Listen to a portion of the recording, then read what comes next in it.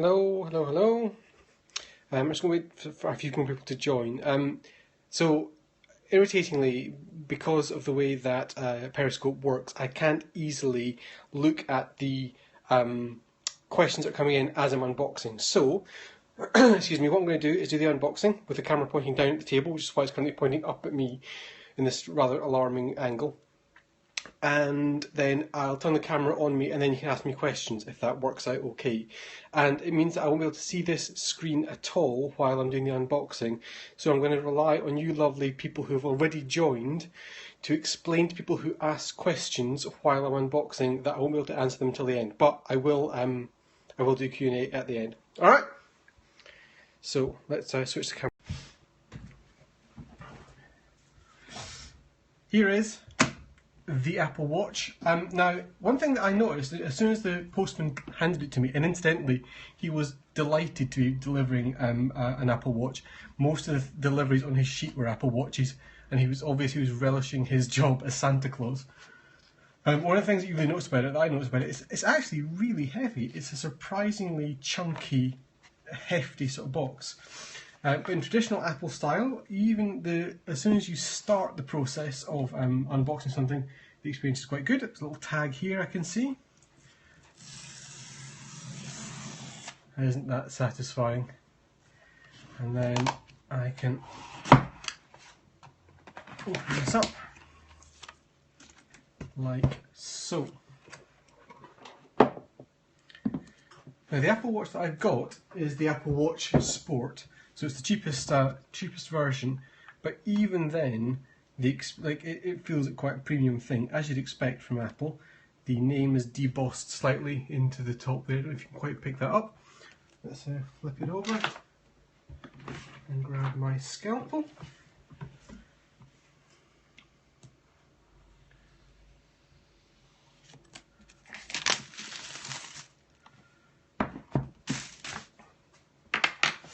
Okay.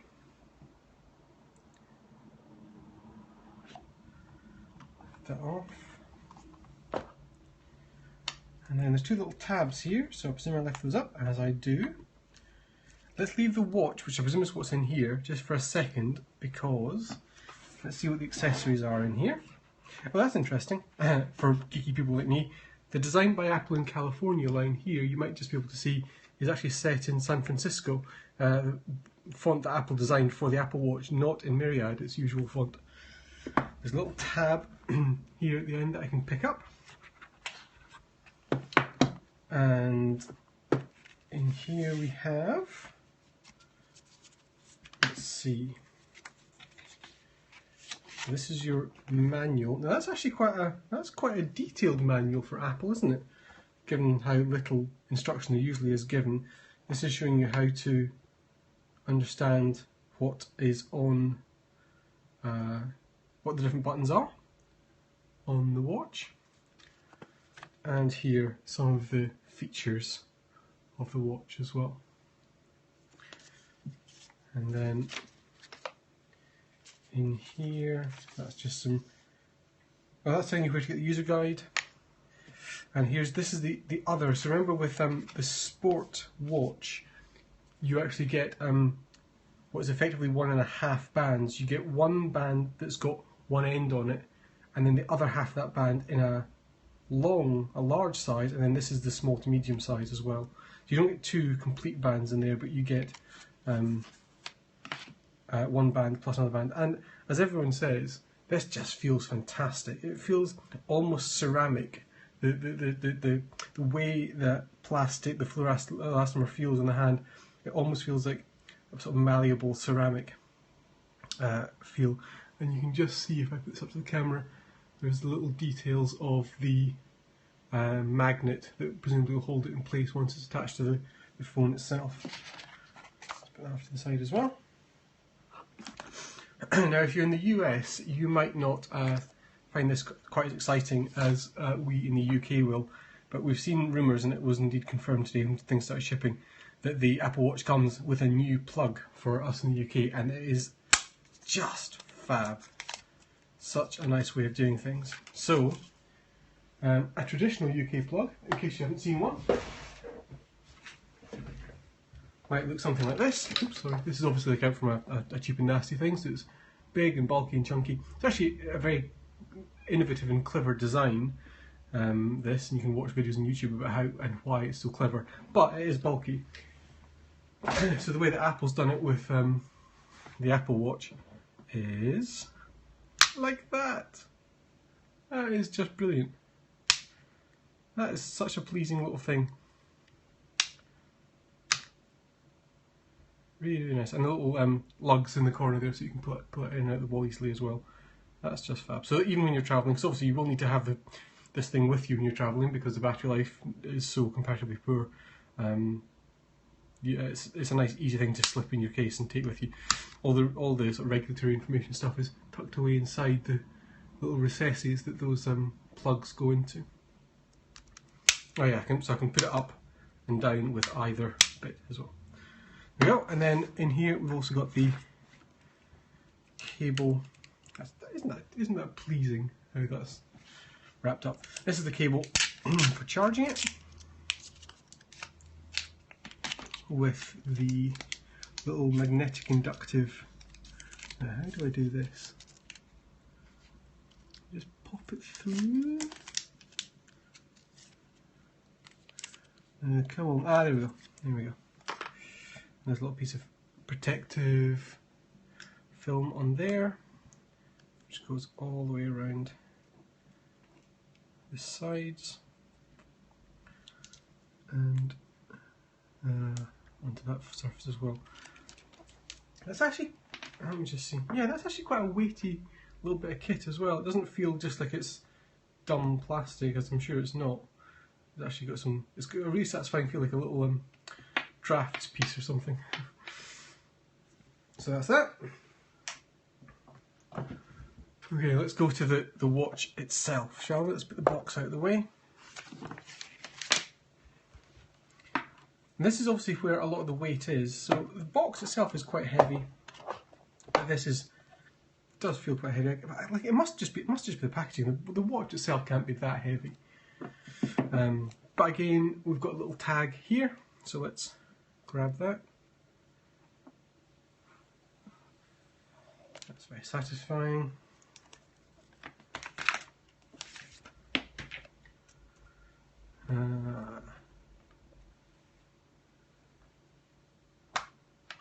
And there you go.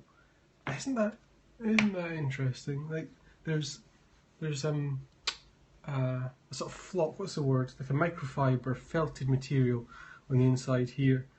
It's funny because having bought the Sport Edition, I'd rather have assumed that the packaging would be a little bit manky, like, you know, it wouldn't be particularly premium. But actually, it's so nicely done. That's such a lovely gift to get. Wanted to buy for yourself. Let's take it out. And again, it's protected. Now there's little instructions here showing you how to put it on. I have tried one of these on in the store, and certainly with this sport band, it is a slightly peculiar method of fitting. It's not like with this more traditional watch, even though this is a smart watch as well. But with this, obviously, the way that you put it on is to put the strap through, and then the pin is on this side. If I take that off, and we try to do that with this, so if I take this off, is there a special trick to this? There we go. It's got a little protective thing on it as well for that pin. If I put this on, what I have to do is to get fit right from the back, pushing through to the front, pop it in, and then tuck that excess in there. And there we go. It's really comfortable. But as you can see, I'm currently at the last pin on this strap, so I think I need to swap this strap for the smaller one, which I have put somewhere on my desk. Here it is. So you can see that this second strap that you get, and I believe you only get this with the sport strap. You see this version is smaller. So, without reading instructions, let's see if I can work out how to do this. I think we just push that in and slide out, as indeed we do. Then we get the other strap and slide it into place. And that's it held in place now. So if I then put this on again, so it's slightly loose. I put it on back to front, haven't I? Yes, you were all shouting at the camera, weren't you? Silly Finn. Let's flip that round and pop it back in.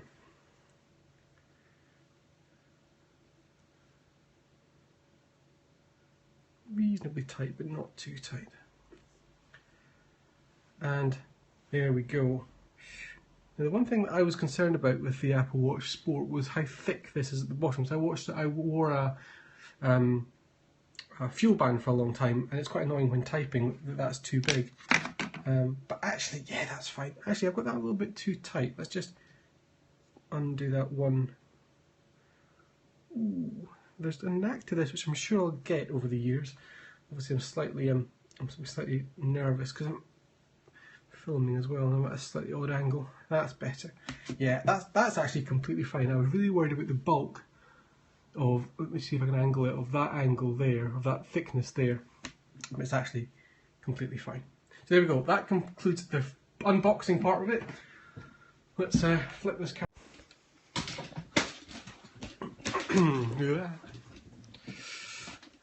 Right.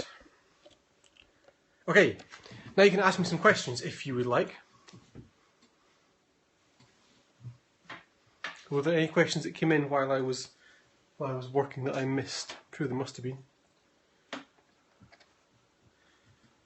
It is really, really comfortable to wear, and I've got quite slim wrists, but actually, you know, it doesn't look particularly bulky on my hands. I haven't started it up yet. How long have I been growing a beard? Since about October, Sasha, but it's been trimmed several times since. I haven't started it up yet, so I won't. I'll do that separately, but I'll talk about it later.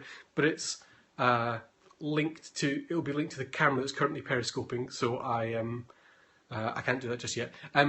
Is it heavy once it's on? No, it really isn't. It really, really isn't heavy, especially the sport model. That's you know, it's one of the things. I quite wish I could have got myself the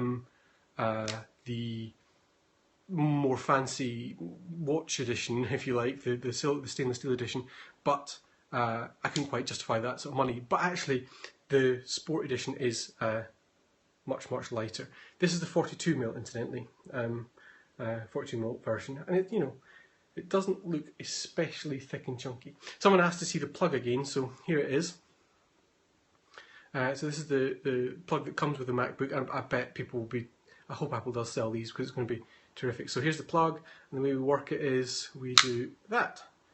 And to make it down again, I can do it either on these two actually live and neutral pins, or on the earth pin here, and push it down to click back into place. Isn't that good? Fab. Power output the plug, I imagine. Lord, that is tiny writing. 5 volts, 1 amp. Let's see if I can trap my fingers in the plug. It doesn't.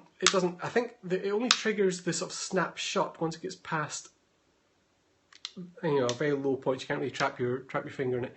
People were asking what apps I'm looking forward to working with. I, for my money, well, loads of them actually, but and the Keynote app's going to be fantastic for me for doing presentations. Just be able to control it from here. I'm going to be looking forward to Dark Sky, which I like a lot for giving me notifications of when it's going to rain. It's very, very precise, hyper-precise, localized alerts for when it's going to rain. That app called Dark Sky. Things, I'm a very big user of the app called Things, which is a getting things done to-do list manager, which has just released its watch for here. Actually, one of the things I'm really, really going to like using it for is I can't stop fiddling with this in my hands, I must put it down, is maps. And it's going to be really, really useful for me. I use it a lot when I'm out and about. And in fact, the terrific app City Mapper now has an Apple Watch extension to their main app as well. And City Mapper, if you live in a city that is supported by City Mapper, and there aren't that many of them even still, it is a really, really terrific app for just getting you from A to B. You put in where you want to go and it'll get you there really quickly by a whole different range of public transport, private transport methods, or walking. What can the watch do that the iPhone can't? That's a slightly spurious question, I think, because Keith, who's just commented that he loves Citymapper, I got him turned on to it. It really is a superb, superb thing. It's a fantastic example of how you can mash up tons and tons of data and make it genuinely usable and useful. And having that on the Apple Watch is going to be even better, because it means you don't have to be pulling your iPhone out of your pocket all the time. What does the Apple Watch do that the iPhone can't? Really nothing, really. I mean, yes, as Andy there says, the watch can take your heart rate, but that's not really the point. It's about giving you the bits of the iPhone experience that you like and need at particular times in different ways. So it's not about replicating the iPhone experience. It's about giving you a different window, a different way of using it. This question came up a couple of times. How does it feel when typing on a MacBook? I think it's going to be fantastic, actually. Although maybe with this pin. So let me just no. At least on my wrist, the pin under there is off to the side. It's not where my wrist actually touches down onto the trackpad. So it's not, the metal's not scratching on metal. And as I say, I was worried that this would be a very, very thick, bulky bit down there at the bottom of my wrist where I'm resting, where I'm typing. But it's actually okay. And they're saying some people have been scratching their MacBooks. Maybe it depends on the size of your wrist, I guess. But because mine is comparatively small, then the pin is moved off centre. I haven't set it up yet, Lee. I'm going to get to that after I finish doing this Periscope. I'm sure it'll be really, really easy. I think it'll be absolutely... Oh, no, please, let's not have a gate, Michael. Let's not have a gate about the Apple Watch just yet. Give people a chance to wear it. Oh dear. Oh, Pedro. No. But even if, I mean, obviously all watches will have some kind of metal thing on the bottom of their bands. The one thing that's going to be a bit annoying about this is taking it on and off every single day. I'm not worried about scratching the display, Adam, because, well, it's a toughened glass display anyway. I'm not really particularly active. I'm a tech journalist, so I don't think I'll really scratch it too much. And I think the display will be reasonably secure. But to be honest, I'm never particularly worried about I take generally good care of my kit, but I'm not terribly worried about it because it's, you know, things will just get worn and used, and they will just get that kind of sense of having lived with you and bearing the scars of your life together, that kind of thing. So I'm not too worried about it. I did wear my previous smartwatch every day. I've worn fitness trackers for a very long time. Good idea about the charger connecting. I'll show that in a sec. Remind me if I forget, Pedro. I've worn fitness trackers for a long time and usually wear those daily, 24 hours a day, all the time until they need charged. My previous smartwatch was this one, the Activity Pop, which I love. I think it's a fantastic little thing. Here you've got, you know, a traditional analog watch, but this little inset dial here shows the progress towards your goal. This one, as Lee has reminded me, tracks sleep, which is fantastic. I really liked having that data about my sleep and how disturbed it was. This connects over Bluetooth 4 to your iPhone, squirts the data across every now and then. The battery life in this lasts for 8 months. It's fully waterproof, and it does swim tracking as well. So yes, I really will miss sleep tracking with the Apple Watch as well. It's worth pointing out that, as well as the Activity Pop, which is £119. Activity also Withings also make the Activity, this one here, which is made in Switzerland, has a sapphire rather than a glass screen, and costs £320. But this gives you exactly the same feature set, and it's a really, really nice watch, actually.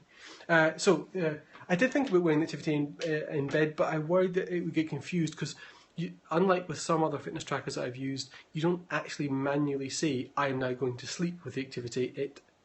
It can tell itself. But if it's sitting silently flat all day and then you put it on to go to sleep, I worry that the data would get a bit confused. Let me just knock this door shut a second. So, charger, you asked about, which I've put somewhere. I'll put it down here. So let's take this off. Yeah, I'm getting better at taking it on and off even already. So here is the back of the Apple Watch showing its sensors for your heart rate. If I take the charger, it just, oh, it's a softer click. I expected it would be quite a thunk, but actually it's quite a soft click. And that's quite a peculiar experience because it rotates completely freely. I mean, if this cable wasn't attached, I think I could sort of hit it and it would spin. That's quite disconcerting. But it's really, you know, it orientates itself completely immediately as far as it needs to. That's going to be really, really easy. Although obviously loads of people are making third-party stands. People like 12 South are making stands for them, so you can have a little stand in your bedside table to put it on. Somebody asked a question a second ago that I missed that I thought was quite a good question. So if you want to ask it again, then please do. Yeah, that's quite nice. Oh, ordered a strap was the question. I actually had originally. How strong is the magnet? Would it support the watch's weight? All right.